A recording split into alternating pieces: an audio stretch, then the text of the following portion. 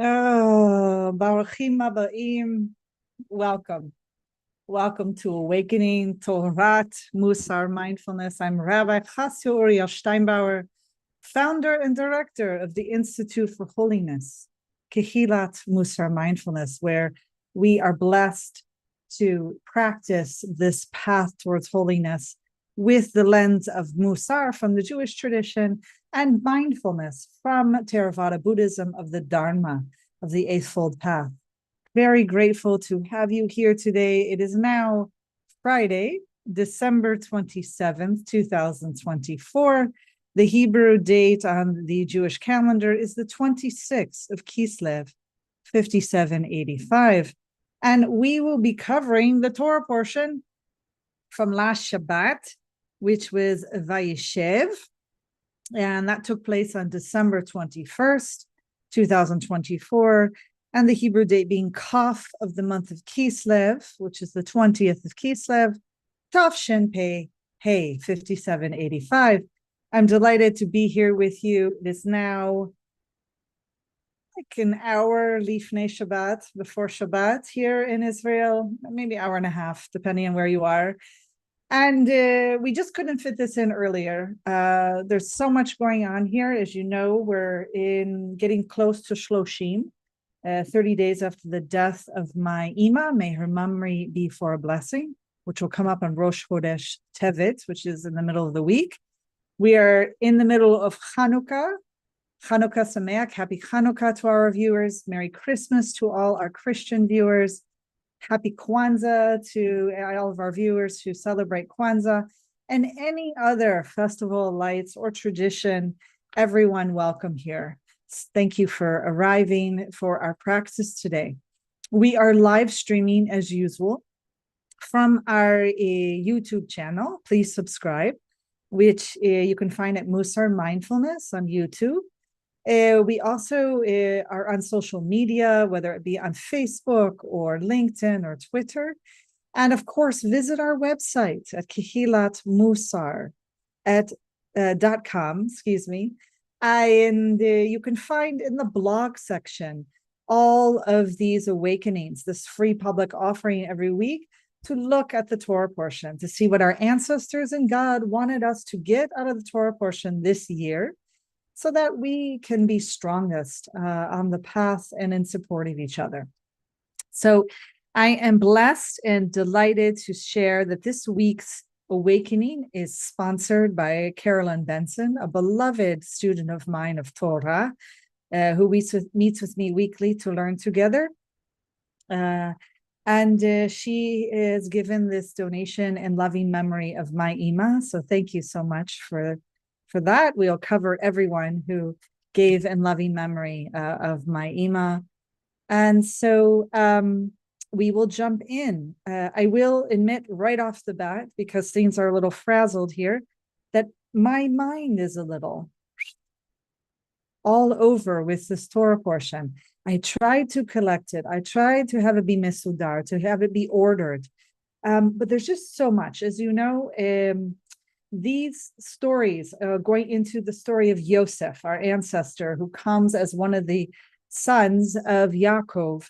This is the longest story in the Torah. That takes over, I think, really 4 parshiot. It's so in depth, but what I realized most from studying it this year and offering it to you is how profoundly disturbing it is. I've always known it's been deeply troubling, but the behavior of our ancestors, the closer and closer that you get and really study it closely, the more you realize not just that they were flawed human beings, which we all are, but that our ancestors and God wanted to show us something even deeper. They wanted to show us the shadow side of all of us, the really dark, potentially harmful, harming, both to self and others, the potential to cause harm and suffering to others that all of us have as a potential. And they showed it through stories where it's not just a potential, but acted out in horrific ways to those that are closest to us, family members, which is happening for a reason. As you might have observed in your own life on this path, we hurt those closest to us more than we hurt, say, a politician we don't like, or someone on the other side of the world that we might be threatened by or really find their behavior abhorrent, like terrorists. So this is really coming to show that our ancestors did horrid things to their own children or siblings, and that it's there for us to take as a mirror to see what's in us, what have we done, what do we have the potential to do, what should we practice self-restraint and fear of God so that we don't do what they did. It's intense, it's very heavy, and I'm going to try to take us through this in a way that I think we can come out with wisdom. That's my wish. That's my kavanah, my intention. If I fail, it's only on me. May Hashem help me and help us move through this together. So, VAYEISHEV. In this Torah portion, Yaakov, our third patriarch, born after Avraham and Yitzhak, he gives Yosef, who is his favorite son, who is the firstborn son of Rachel, Yaakov's beloved. So Yaakov favored Rachel out of his 4 wives. He privileged her, and then he privileged her offspring. This is going to be the first troubling behavior and mistake. Okay. So Yaakov gives Yosef what's known as a katonet pasim, this beautiful either fine shirt or coat, something only worn by the wealthy, often either the priests, Kohanim, or royalty of some sort. So this is really meant to elevate Yosef, to allow himself to internalize and believe that he is higher and better, that he is deserving of such clothing. Yosef's brothers, now let me put this in context, okay? Yosef is 17 years old when he's given this gift. He is the youngest child at the time. Binyamin will come, and at this point, I think he might have already been born, and Rachel has passed. So he's like a baby, okay? He's young. He's not even in the picture yet. He'll get in the picture later. I can't think if he actually is already in the story. Okay, forgive me if he's not. So he's 17, and his brothers are all older than him, often significantly older. We're talking about men in their 20s and potentially 30s. These are not teenage boys. These are not even children. Okay, so they feel jealous and they hate him because of this. So already you should be having a little siren go off of why you're in your 20s and 30s. Why the jealousy and why hatred? Why does it move from 0 to 60 to hatred, to ill will, right? And as anyone knows who studies psychology closely, we often intensify our reactivity and take it out on those that we have some power over, who are vulnerable to us, instead of the person who is actually responsible for causing us some discomfort, that which is unwanted. Perhaps that is suffering. So the real cause of the older son's reactivity, if you want to see him as responsible, I still hold them responsible for their own reactivity, but it's clearly the father. It's Yaakov that they're really angry at and maybe have started developing ill will and hatred towards. But it's so much easier to hate the vulnerable child, the teenager, and take your anger out on him rather than facing the patriarch. This is something always to investigate in your own life, whether it's in a work situation or in your family life. Are you projecting onto that which is more powerless, has a less position of power, for something that you're actually angry at for someone who has more power? It's something important to look at, right? Being angry at a fellow coworker when it's really your supervisor that you're angry at. Being angry at your children when it's really your spouse that you're angry at, whatever it might be, right?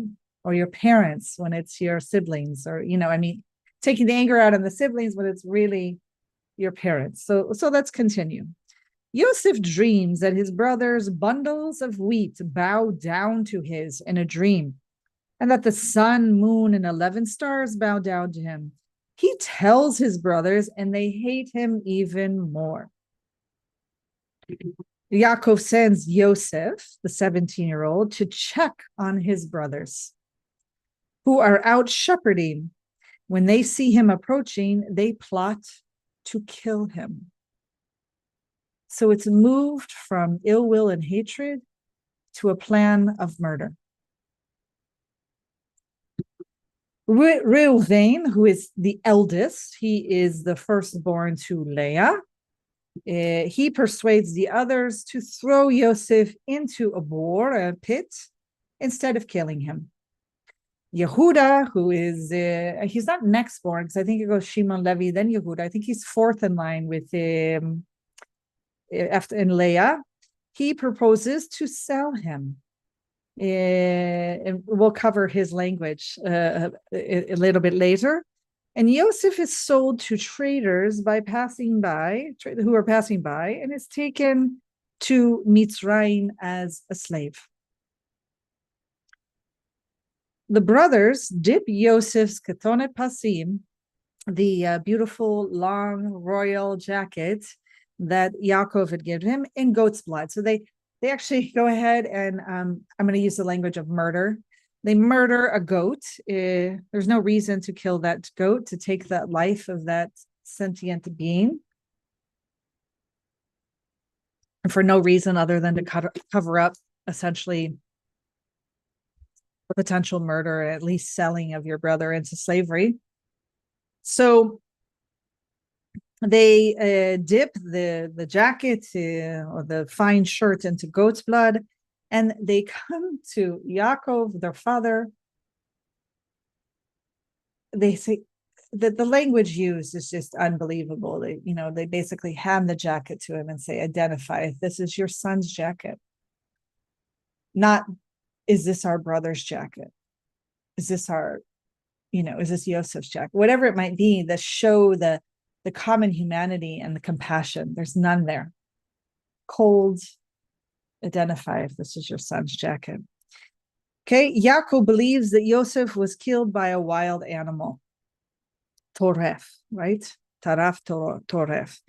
In Mitzrayim, down in Egypt, Yosef is sold to Potiphar, an important member of Paro's court, of the Pharaoh, of the head of Egypt.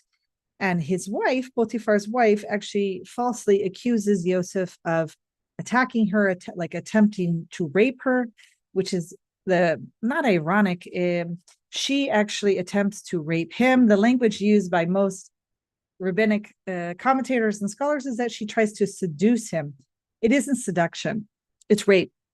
Because the definition of rape is someone who, one of the definitions is someone who has a power over you, and you can't really consent or not consent, right? So here he's a slave, and yes, he's a male, so we think, oh, males can say no, or males can push away the female, whatever we might be telling ourselves about this. She has power over him, so much power over him that she can determine through her reactivity that he will be in prison yet again, potentially the death penalty. So she has this power over him. She attempts to rape him. He escapes runs away from her, but he is sent to jail. It's my position that the husband, Potiphar, actually doesn't believe that he attempted to rape his wife, Potiphar's wife, because if he really believed that, I'm sure he would have had the slave killed. So instead, he is put into prison. He has to do something, right? He has to respond to his wife, who has more power than Yosef. This whole parsha is about power, we'll come to see, and how you use power, and the great responsibility of power and the privilege. Finally, while in prison, Yosef meets Paro, the Pharaoh's baker and cupbearer.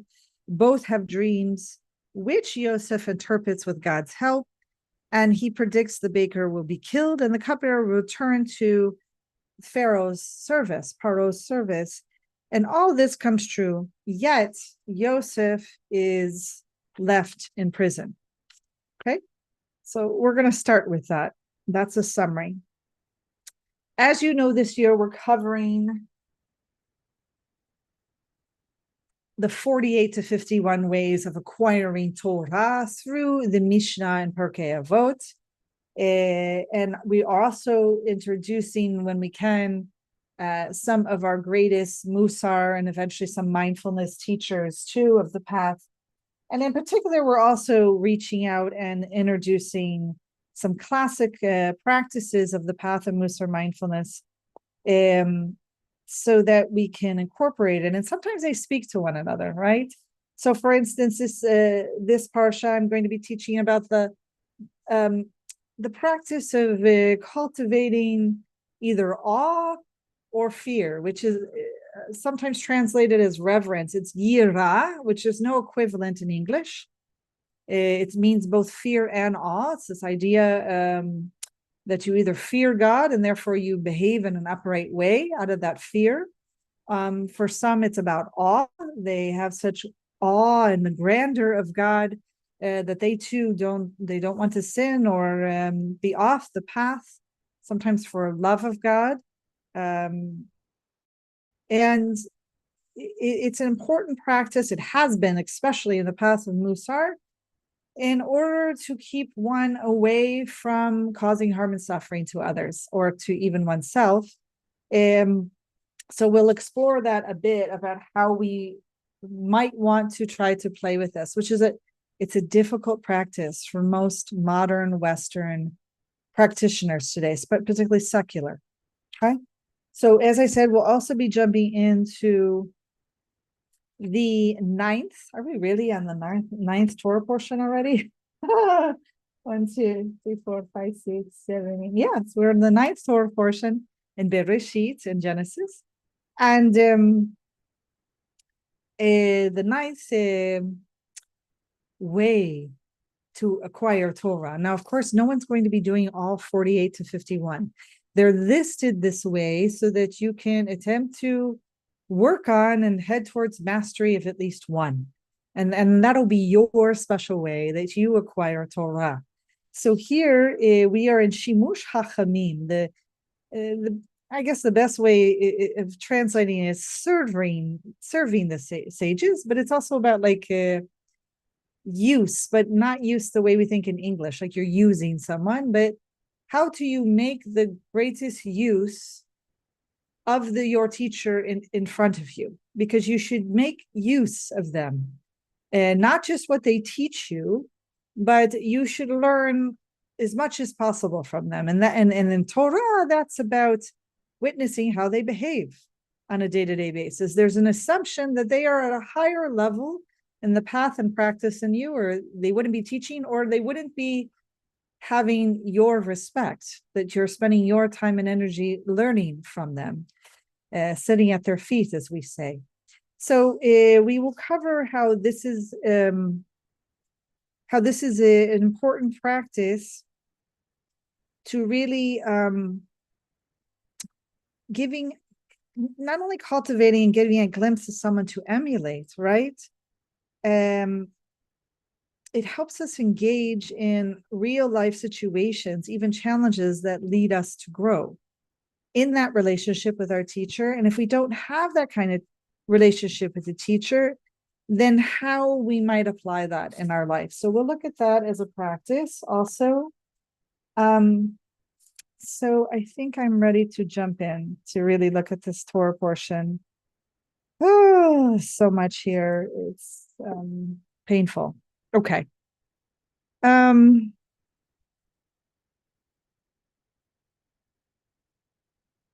Just thinking where I want to begin with you. All right. Often we try to narrow down to one middah, personality trait, soul trait that really, at least which we're going to pay attention to with the Torah, really has to share and show us this Torah portion this week. This is a difficult one because there's so much here, but really what it comes down to, and they're related, they're two sides of the same coin, which is, it's actually a whole relationship. It's probably a triangle, to be honest with you, which is seeing clearly, which we could develop and see as a middah, even though it can also just be a path, a part of the path. Seeing clearly, when we're balanced, and we've cultivated that with balance, we see what's before us as it is, not how we want it to be, or pushing it away if we don't want it to be. Seeing clearly. And therefore, for seeing clearly, we know when judgment arises, and making sure not to allow the judgment to cloud our minds and how we will respond. So we don't get caught up in reactivity. What we're going to see in this Torah portion is profound judgment of each other, of our ancestors, but also of the commentators throughout time, from rabbinic exegesis through modern scholars, towards our different ancestors. So the seeing clearly, the judgment, and then that's where the fear of God comes into play, right? Or awe, yira.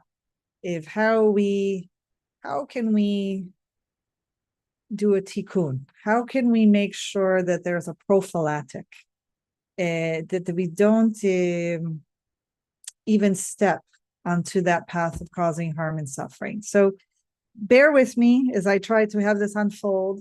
May Hashem help us. So the first is, if you've read through this Torah portion, you know that there's deep animosity, there's deep reactivity of the brothers towards Yosef, 17-year-old boy. They are in their 20s, potentially 30s. We have Yaakov, who is an irresponsible parent, who is favoring his son as he favored wife, with deep consequences, causing massive distrust, dislike in the family. Not seeing clearly, or seeing clearly and not caring. Or we'll talk about what could potentially be going on with Yaakov, right? Okay, which happens to all of us. So the first I want to deal with was Reuven. Reuven is the eldest son to Leah. As you know from last week's Parasha, he does something horrific, which is actually, we found out by studying ancient Near East anthropology, was actually common behavior, at least in Arab tribal communities, and it might have existed in our ancestors. So what is that behavior? That the eldest son, who is meant to inherit double portion of the father's wealth, whatever there is to pass down, he also receives the blessing. It is well known in those cultures that when they felt the father was elderly or still living, but it couldn't really lead anymore. Kind of like we see with Lavan and his father. The father's still living in the house, but it's clear that Lavan has moved into the place of the patriarch. He is the one that decides that his sister Rivka can go and marry Yitzhak, okay? So we see this in play. So Reuven takes that power and position, and he sees that Rachel has passed away, the favored wife, and he decides to move in and essentially, I call it rape, rapes Bilha, the servant, to Rachel, so that she can't take the next up in position of power, because that might be what would happen to her as Rachel's wife. Reuven wants to make sure Leah gets that position, his mother, and so he sleeps with her in order to kind of take over his father's bed, in order to say, I am now taking your wife, and potentially more later on. This was something that happened in the ancient Near East, that they would, usually it was after the father's death, they would actually take his wives. So we don't know if that's at play here exactly, but it seems to be. I mean, he's not making it up himself.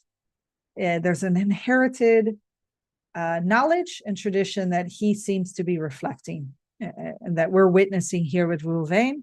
So he went ahead and did this. And the fact that the father, when he finds out, Yaakov remains silent. Silence speaks often more than even words do. It's almost as if, I mean, we can't know exactly what he's speaking through his silence, but for me, there's a way of it saying, fine, you're taking over, right? You're taking over as the eldest son. I'm aging. I'm no longer in power, kind of response, right? It's not what ends up happening, but so all of a sudden here in this Torah portion, they see their brother Yosef. The anger shifts from ill will and anger, hatred, it's the language used, to let's murder him. Let's all of us get together and murder him. Reuven intervenes immediately, and he says to them, right? And I want to give you where we're located. I'm all over the place.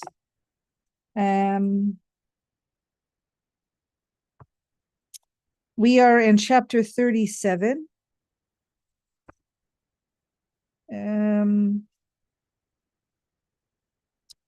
Let me see where this starts. Chapter 37, the whole story starts around 14. No, it starts at 18. They see him from afar and they decide to kill them. It should be to murder him. Reuven hears it. This is in Pasuk, verse 21. It says he tried to save him from them. And the language used here, though, you have to be very careful, right? He says to them, let us not take his life, right? Let's save his blood, right? Shed no blood is how it gets translated, but it's really that's right. And he says instead,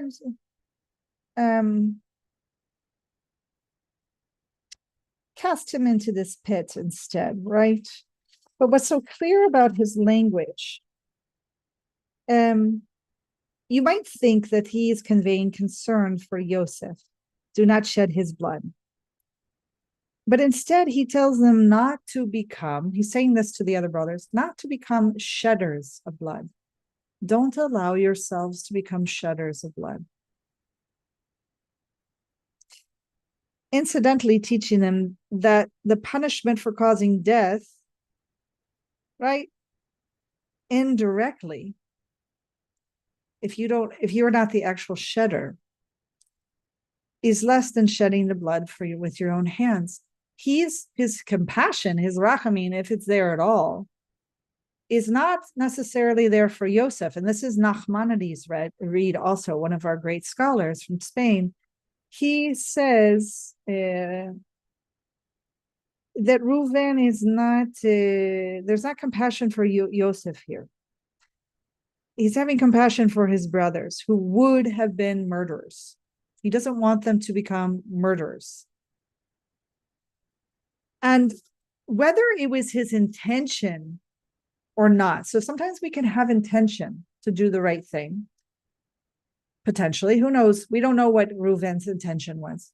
But the impact was he's teaching them, you yourself don't become shedders of blood of this boy.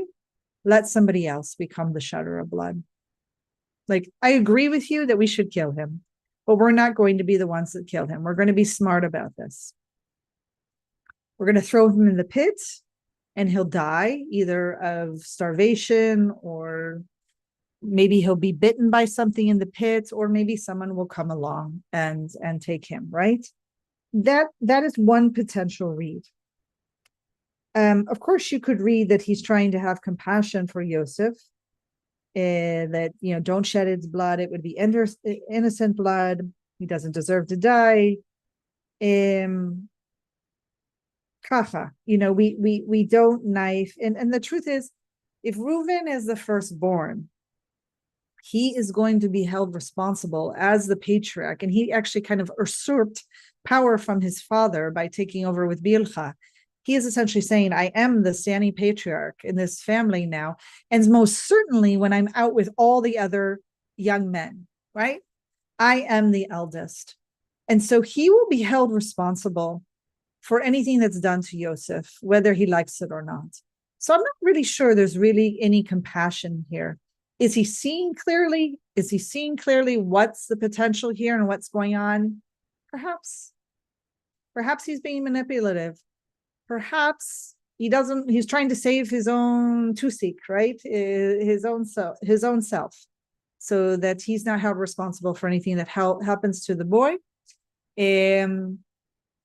We just don't know, right? There clearly isn't necessarily a fear of God here, unless he really doesn't want them becoming murderers or anyone. So much here. So what does this reflect to us is, first of all, we want to be very clear about, is as with the midot, when there is the personality traits, the soul traits that we are cultivating inside on the path of Mussar, there's a continuum of I'm seeing clearly, I'm balanced, I'm totally not seeing clearly at all, and the fact that I'm choosing to be in denial, I'm choosing to shut my eyes and not see things for how they really are, which might be going on with Yaakov, with the hostility and hatred of the brothers towards the son. I don't know. We'll look at that in a minute. Then the other side is seeing too clearly. You see so clearly what's going on that you're probably having a traumatic response, which is probably like a deer in headlights. You're frozen, right? You can't even act because you're so overwhelmed by what you're seeing. So in this behavior of Reuven, is he balanced in is he having compassion for the brothers and not Yosef? Is he having compassion for Yosef, not necessarily for his brothers? Is he not having compassion for anyone? He just wants to save himself. We can be all over with our behavior on the spectrum of what's going on here.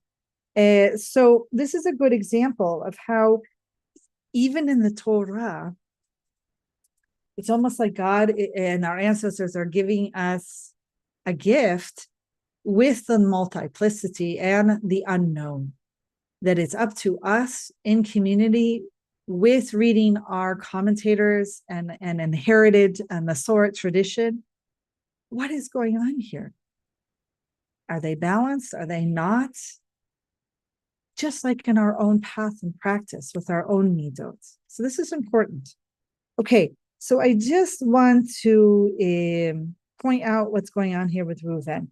The fact that when he comes back to the pit afterwards, he had gone off on his own, it seems, and he went, we don't know where he went, maybe he just took care of some shepherds downward, and when he comes back to the pit, he sees that Yosef is not in the pit, and he actually rents his clothing, right? Left side for parent traditionally, right side for sibling. So we rent our clothing, meaning we tear them, usually about 4 inches at least, in response to you think that Hashem has taken the person, meaning they have been murdered, or they're killed, or they're just, you think they're dead. So he's moving into mourning, like that's one of the first stages before we get to. So the fact that he has that reactivity when he returns to the brothers, and he even screams, he essentially says, the boy is gone. He can't believe it. He says, "No." He can't believe it. He's like, but listen to this. Now what am I to do? So that language right there is a little bit of, oh, I'm the patriarch. I'm supposed to be in charge. I'm supposed to make sure that boy is not in trouble or harmed. And he's gone. And now that's on me. Okay. So again, there tons of reactivity. Oh my God, we have to do something in response to this. That's not going to hold me culpable. They're going to take the tunic. They're going to slaughter. They're going to kill, murder a kid, not a kid, like a kid as a human being, but a goat. They're going to dip it in the blood. And this is where they're going to say, please examine it. Is this your son's tunic or not? Right? So before we get to that, talking about how you can be across the spectrum with your own behavior in the Torah, right? Like what's going on here is Yehuda. Yehuda, who will end up being essentially kind of the usurping the position of firstborn, even though he clearly isn't the firstborn. This will come later. He says, and the text leaves this unclear. And I think it leaves it unclear on purpose, because this is where we're supposed to struggle with our own path and our own behavior, where we need to develop seeing clearly. So he says in Pasuk 26, right? He turns to his brothers and he says, what do we gain by killing our brother and covering up his blood? Right? The text is unclear whether his suggestion is a desperate compromise to save Yosef's life. Like, is he also waking up like Reuven, like, oh my God, we really, like, either we don't really want to become murderers, or we don't want to murder him, or maybe he's not really worthy of murder because we just hate him and don't like him. Okay, the text leaves it. We don't know if this is a desperate compromise or whether, what do we gain, which is exactly what he says here. What do we gain? Ma betza, right? Ki naharog et achinu. What do we gain? What do we gain here? What is he saying? Perhaps this is an expression of sordid hostility. Right? He's like, he hates him so much. He's like, this is like, we gain nothing by killing him. Okay, so what? He's gone, but let's actually make something off of him. Let's sell him into slavery. At least we make some money off of him.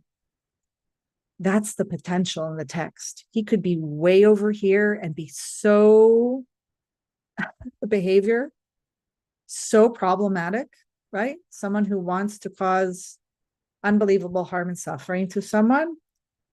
He could be way balanced, right? Like, oh my God, we have to save this boy, and I can't just outright save him.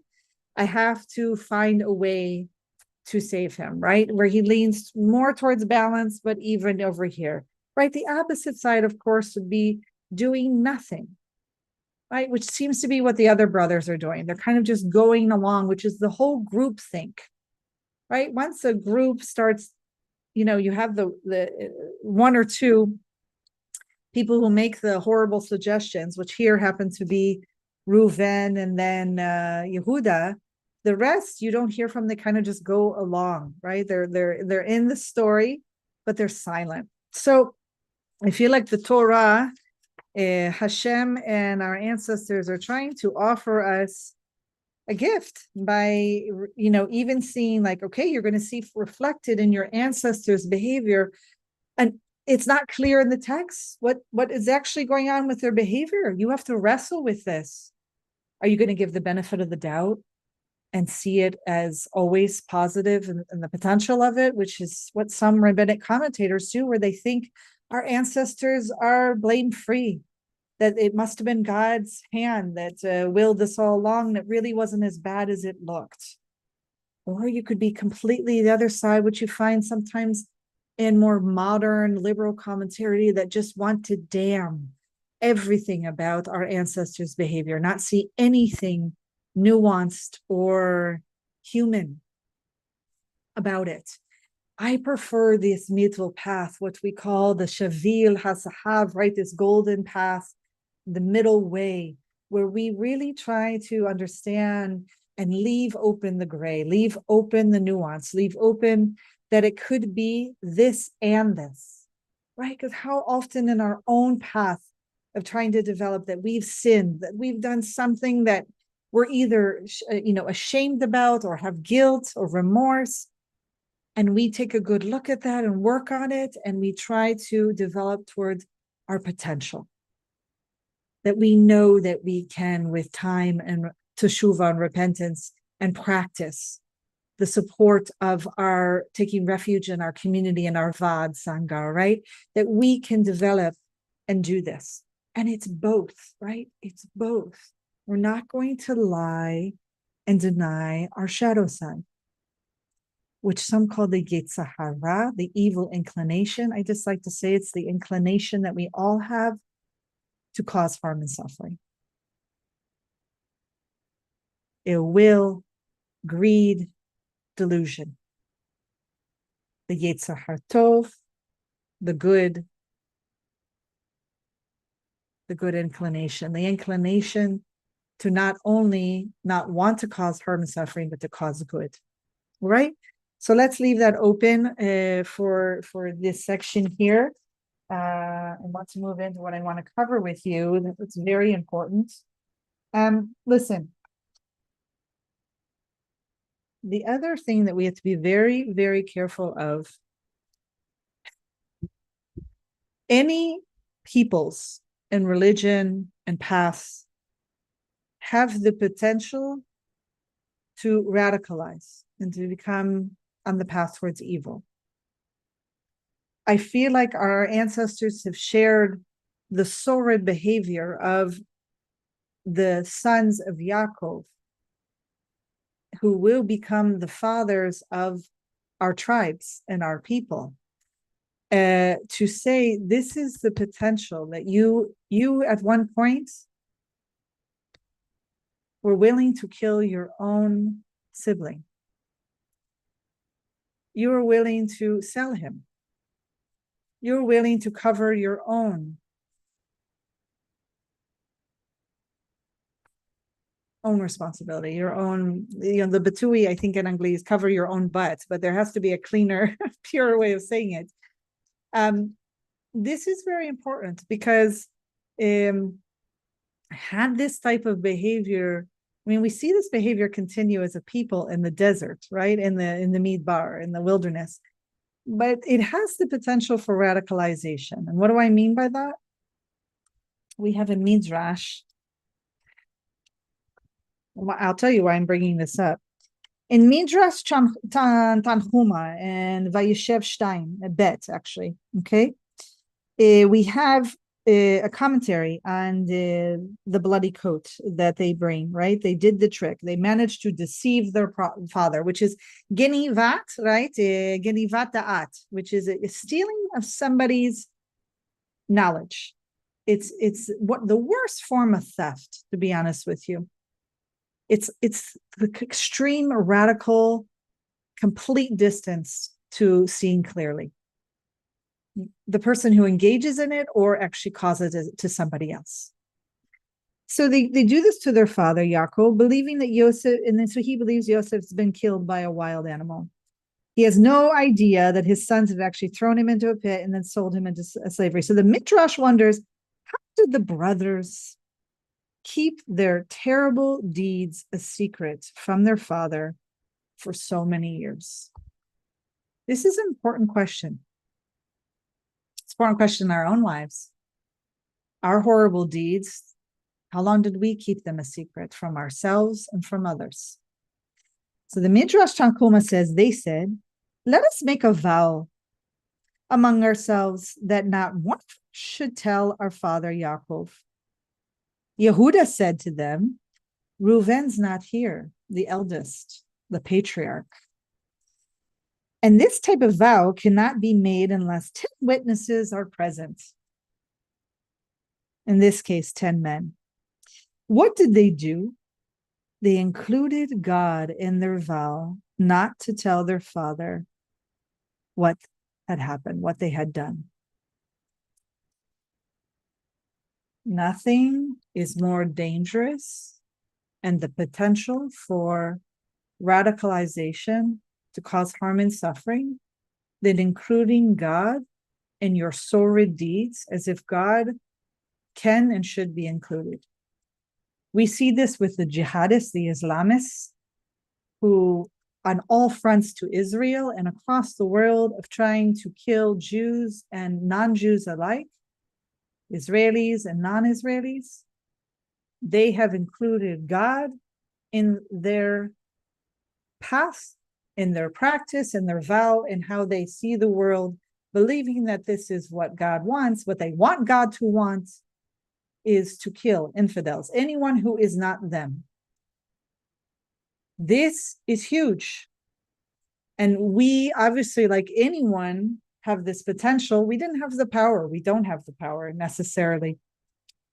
But there's something very important to look at, that our tradition wants us to see this very clearly, that we ourselves don't include God in our storytelling and our narrative of deeds that are clearly causing harm and suffering, that are immoral or unethical. Very important to be awake to this, right? To see clearly, right? To have a proper, wise discernment. So there is this balanced yira, all in fear of God. So lots of issues here, right? The first I want to say is Yaakov. Why is he sending a 17-year-old boy to check on adult brothers and their work? Okay. One that he should have been awake to, maybe he wasn't. That 17-year-old boy was hated. I don't know if he's awake to it. He should have been. It's a good question. Was Yitzhak awake to his wife favoring Yaakov? It's clear that the wife was awake to it. She was seeing clearly. Was it clear to Sarah that Abraham was conniving, working with God, radicalization to slaughter his son? I don't know. I would like to say that she didn't know. There is a whole tradition that she knew. Not only she knew, she supported it. She said, this is what God wants. The boy should be sacrificed. We have to be aware of the extremes of potential of voices and the way of seeing things, either to support storytelling or our own narrative, but also what is really true here. What is, or the best, what is most skillful that will cause the least amount of harm, right? So he sends them, but this is really showing us the capacity for suffering and harm and evil in families.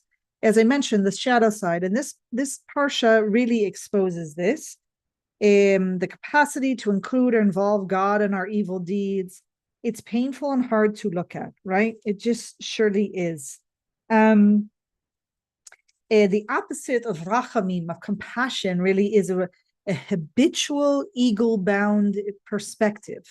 This was coming out of the Dharma, but also our teacher from the Mussar Institute, Alan Marinas, talks about this habitual ego-bound perspective. So we have to question, what is the tikkun for such behavior? God forbid that we actually do this or get caught up in this, right?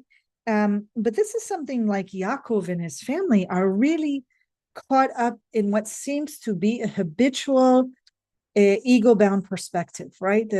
Even if it involved God. So, of course, Rivka, we say in our tradition, had insider knowledge from God that it was supposed to be Yaakov chosen, but she does it through a harmful deed of telling her son to lie that he's Esav and to deceive his blind, dying father. Habitual ego-bound perspective, right? Then, and also what he does to Esav when he won't feed him after days of starving and hunting until he sells him his blessing, right? No, not his blessing, the firstborn privilege and honor. So And then later on with Lavan, it's so clear that they both, it's like the battle of ego-bound perspectives, Yaakov and Lavan. And even the daughters, Rachel and Leah. And it will take like moving a mountain to have real compassion start to develop. Compassion being that you really do see the other's pain and have real concern for them and recognize your own responsibility in the cause of it. So before I get to that, well, I think I'm ready to jump into that, even though I want to talk about the judgment towards well, I might just leave that now. I wanted to go off on a trajectory with you about the commentators' total judgment towards Yosef, as if the 17-year-old should be held responsible for everything, that he was a tattletailer, almost like he deserved his brother's wrath. There's so many things I could bring you, right? And then also, Eli Wiesel has a complete judgment towards Yaakov, thinking that he's totally frustrated by his poor parenting, said he must have been a bad father, a poor teacher. How could you favor one child, give more gifts, more attention, more love? Didn't he know that such behavior would eventually harm the boy he sought to protect? This didn't start with the boy. This started personally with Rachel. He favored a wife over everyone else. Can you imagine the other boys and the other mothers seeing this day in and day out? To the point when he's actually introducing them to Esau, he puts them last so they won't be murdered first, that they might get away. Knowing that you, Bilha and Zilpah, and your offspring are going to go first, so that because it's better that you be killed if Esau decides to turn on Yaakov. Come on, folks.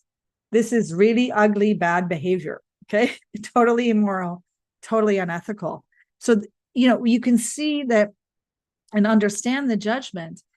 But Yaakov, this started in his own family, right? He's favored by his mother.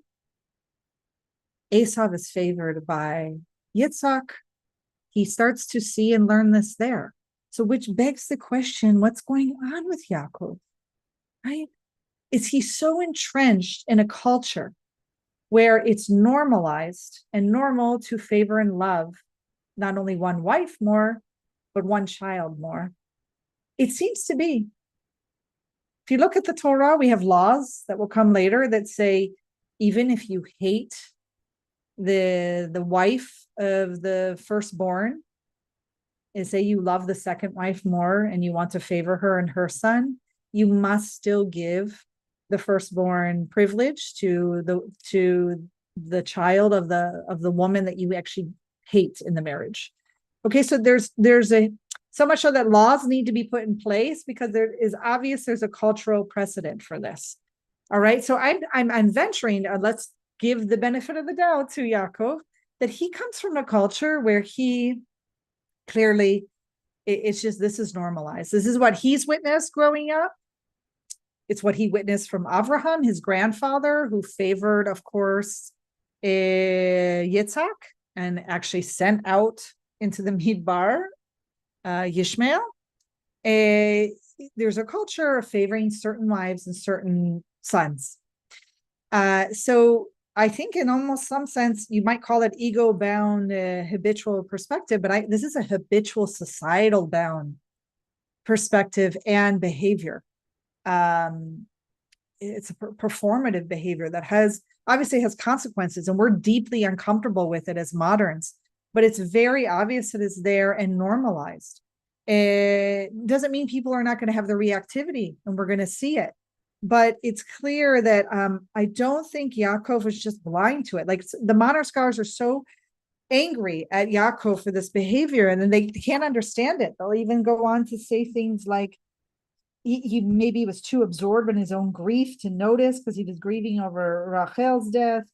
And then here they were like, as a victim of his own father's favoritism, Yaakov would be expected to be more sensitive to his son's feelings. This is coming from Naomi Rosenblatt. I want to say BS. Why do I want to say BS? We always expect victims of trauma or certain behavior to know better because they've been through it. And so therefore we expect from them that they shouldn't go ahead and do it on the next generation. That's wrong. It's never going to happen. Maybe you'll have like one nice example for me. But these people have gone through their own way of living and they witness what this is how you behave and this is what you do, right? I don't even think that you're assuming by having this perspective that he would have to have reflected on it and said, I actually didn't really like that behavior. Therefore, I don't want to do that behavior to my own sons, and I'm going to behave differently. But there's no self-reflection like that. There wasn't even self-reflection like that when he lived in the house with Yitzhak and Rivka and Esav. We are projecting that onto them. If anything, I would just say it was like normative. This is how things are done. Makes us deeply uncomfortable. We don't like it, don't want to agree with it. We can take it as part of our own lives that we're not going to go ahead and behave this way, right? But there's also an assumption there's like deep narcissism going on with Yosef. Look at Yaakov. Look at how he was treated by his mother and then sent away. Look how he treats the one wife and then the offspring. I mean, this whole thing is set up for someone to believe they are of much more importance. I don't think we can call it narcissism when there's a societal structure for favoring that. So I'll leave it at that. I could go on, but I want to talk about the tikkun for our own practice, okay? The tikkun, that which repairs this behavior of habitual, either societal or ego-bound perspective, right? Which of course causes harm and suffering, is Yehuda's behavior with Tamar. Later in the Torah portion, another sordid tale where he is supposed to marry off his sons to Tamar. First one gets killed, taken by God. Second one taken by God. Supposed to be married to the third. He decides not to give the third to Tamar, probably out of fear that the third one will also die. So he basically locks this woman in perpetual widowhood and locks her so she can never marry again. It's horrible, in some ways, crime to do to a woman, especially back then, that she will forever have to remain in that state and living with her father. So he, and essentially he's thrown her into a board. He's thrown her into a pit. He's thrown her into slavery. She is the opposite, the feminine side of Yosef, okay? And so she, in the story, obviously sees what's going on and uses the only power, we're going to talk about power, the only power she has to try to upset the situation. She decides to dress as a cultic prostitute. She ends up being hired by him to engage in what we assume to be sexual intercourse because she ends up pregnant. That's a crime back then for essentially a married woman, even though she's in widowhood, because she's essentially assumed to be in erusin, like a engagement to the next son that's never given to her. Shelah, look at the name, Shelah, hers. It's not hers, it never will be. She gets pregnant and he finds out, he's told, your daughter-in-law has done prostitution and she's pregnant. And so the crime is that she will be burned alive.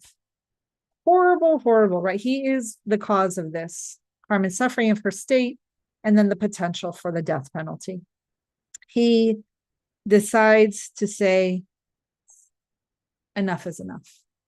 When she is able to show that he's the one responsible, he at that moment could have done what so many men and patriarchs have done, and most would do and have done in society all along, which is to say, wasn't me. There's even a song like that. It wasn't me.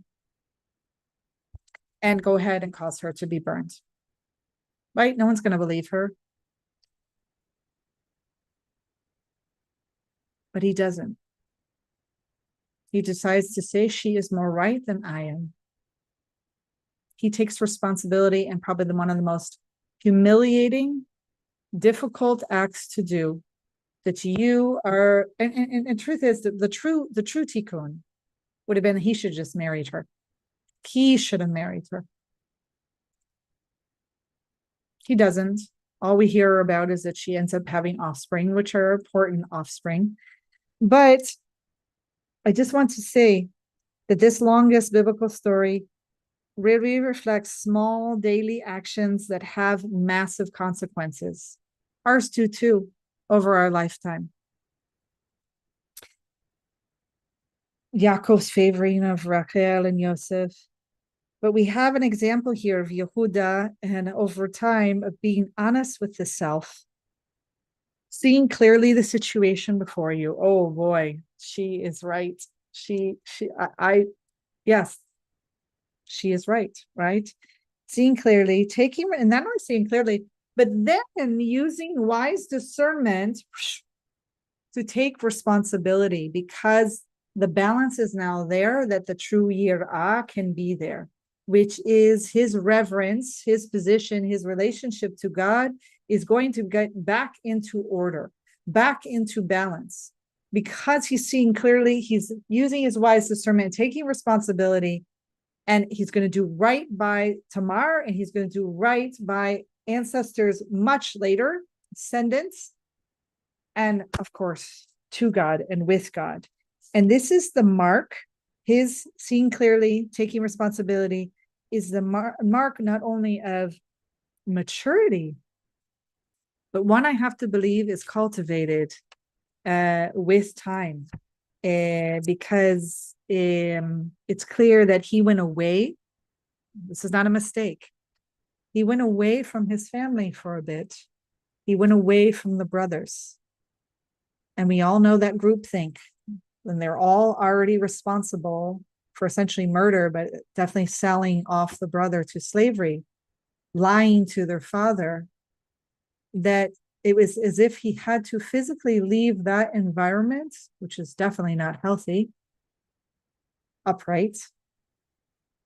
He had to leave that environment to learn how to practice, to take responsibility, to start with witnessing that which is upright and good. So on to how we acquire Torah, the Shimush Hachamim, right? This is coming from Brachot 7b, that serving the sages is greater than studying from them the path, right?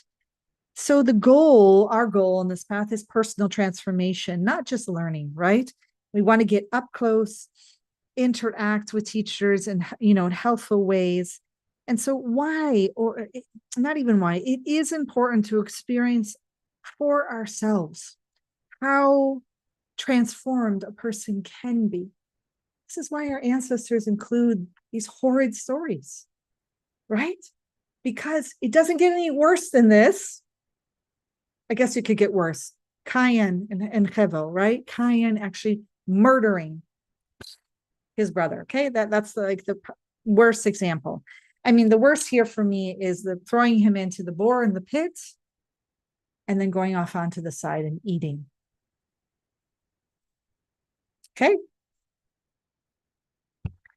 So we get to witness Yehuda transform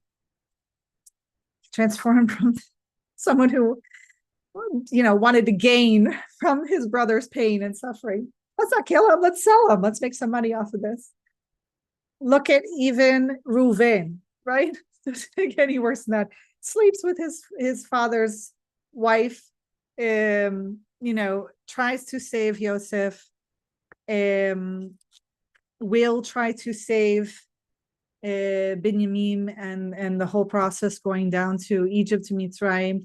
We see these young men struggling, trying to do what's right, even after they've done horrible, unethical, and evil acts, right? So it's important for us to experience how transformed a person can be. And we experience this by getting close to them. So if we don't have our own personal teachers, right, in our lives to really serve, then we get personal and up close with Yaakov, with Yosef, with Reuven, with Yehuda, all these men, less so Yaakov, let's cut him out. Yosef even will transform from the 17-year-old to 20 years later, right? Transform into someone that could have caused continued harm and suffering to choosing the other paths. Beautiful, right? This coming close reduces our own ego when we serve, which is so important. All real spiritual development takes place through engagement in real life situations, right? So this is why it's so important. This is one of the ways we acquire Torah. So I will close with, as I said, I know not all of you have opportunities to encounter a sage in your everyday life. The substitutes, just identify anyone that you've learned something from. We say in Pirkei Avot and 4:1 that who is wise? One who learns from everyone. So we can learn that anyone can be our teacher. So with that in mind, we think, who can I serve right now who's been a teacher to me?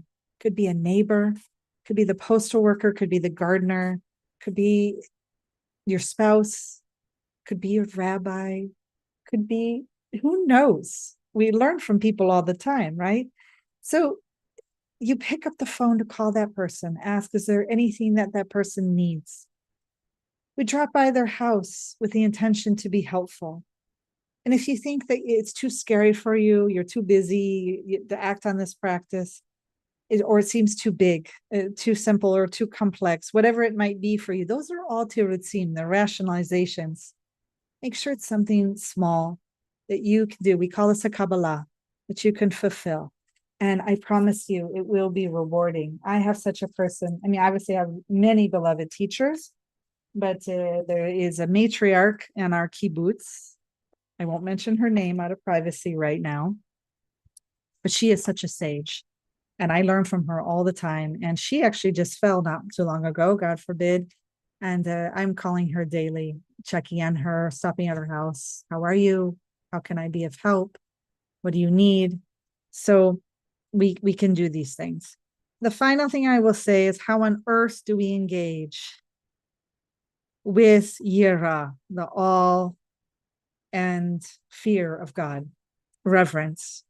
And how will that help us? So the Mussar practice is really to engage in guided contemplations that use imagery that vividly imprints in the mind soul, that leaves itself directly into our hearts, right? It bypasses our intellect and our defenses, right? And so we use this imagery as part of our practice to help us lean towards that practice. As I'm heading into Shabbat soon, I will have to cut us a little bit short. But I want to just say that we can do this as part of our daily mindfulness meditation practice. We can engage in contemplation. And one of the key ones, like Rav Dessler has one that you can pick up and read about, where he sees a piece of sand picked up by a bird and dropped into a pile, or maybe it takes it from the pile and moves it into the sea, just to develop this grandeur of God, this idea of eternity, that of how that's just the grandeur of God, right? The awe, the reverence. I personally like to do this, and I don't have time to do it now. I have to bring our session to a close as I enter Shabbat of Hanukkah Sameach. Is I like to imagine, and it's contemplation, imagination. If when the sperm and the egg meet, and then slowly begin to develop into a zygote, and then eventually into a fetus over time as it attaches to the uterus wall. And if you take that contemplation so slowly, each step, first of all, if you don't know how the sperm can even meet the egg, and the chances of that happening, and that different sperms have different roles. A lot of people don't know this. Not all are meant to swim up and try to enter. There's some that are there to make the track along the cervix and further up, make it more swimmable for those that are actually supposed to swim up and meet. The whole process is unbelievable and full of awe and grandeur, right? But if you could just picture over time this fetus growing and developing, sharing DNA with the mother sharing DNA with it, developing into this amazing baby that will eventually come out, but it receives everything it needs from the umbilical cord. Like we receive everything we need from Hashem, still this umbilical cord there. That develops this awe and grandeur and really helps us develop this reverence and sense. And I think a little bit of dash, if we can think in the future of how we might contemplate a little bit of fear of God, fear of consequence, fear of, I don't want to be someone who causes harm and suffering. I'm going to distance myself. I'm going to see clearly. I'm going to use wise discernment. And I'm going to involve God in my path and practice. And with that, I say, God bless you. I wish you all Chag Urim Sameach, this beautiful festival of lights. May it warm you. May it guide you. May you stay close to those that you love and give the benefit of the doubt with a dose of skillfulness and discernment. See clearly. I look forward to engaging with you Bezrat Hashem Motzei Shabbat tomorrow evening for Miketz. Please read it, please study, and that way we can meet up and learn together. And for those of you who didn't cover VAYEISHEV, just to quickly tell you, we were in Genesis 37:1 through 40:23. So Miketz is going to come after 40:23. I look forward to connecting then. Thank you for joining today. I wish you all Shabbat Shalom.